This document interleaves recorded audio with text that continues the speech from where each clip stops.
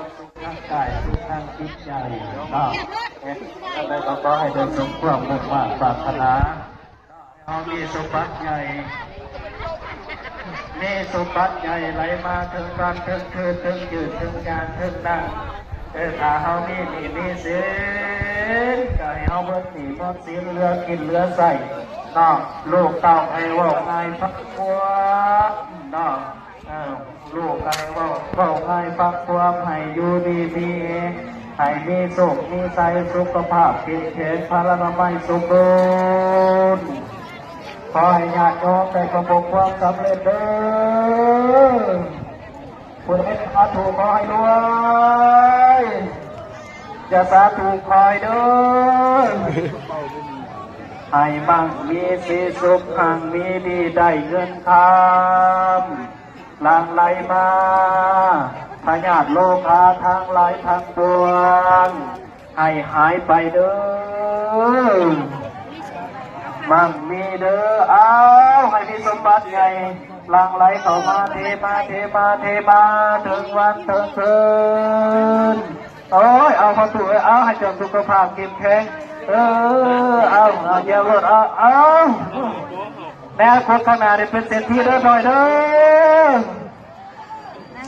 อบางมีสีสุขขังมีดีได้เงินทองทำไรมาทำไรมาเงินไหลมาเด้อสุขภาพเข้มแข็งบางมีสีสุขขังมีเงินทอง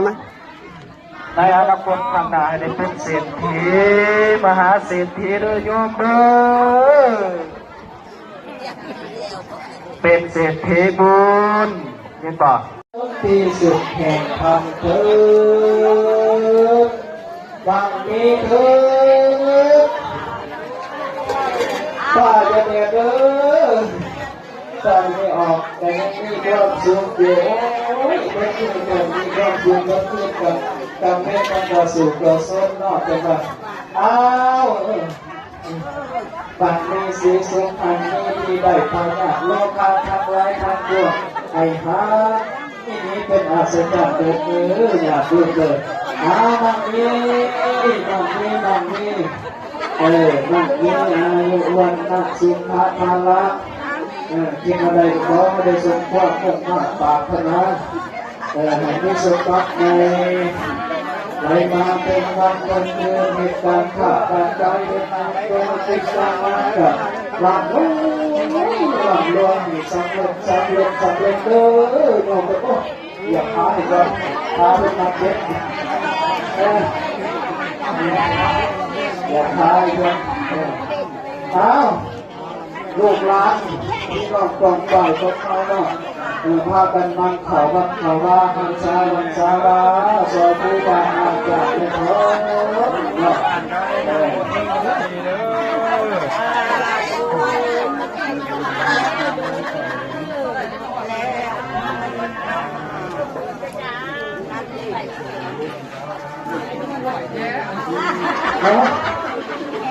ไอ้ร้อยพิสกี้เนี่ยไ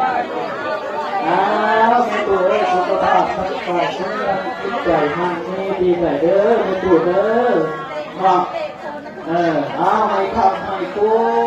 ตัวเด้อให้จะได้ประสบความสำเร็จในสิ่งที่ปรารถนาดูแจ้งเห็นจริงให้ทำคำสั่งสอนของพระเจ้าเอาไปด้วยพระเจ้าด้วยเองรวยจะเป็นกำมัดรวยเลยวะการรวยไม่ดีเนี่ยเป็นภาษาครับเจอกันเนาะแล้วไก่ทอนด้วยเอาลูก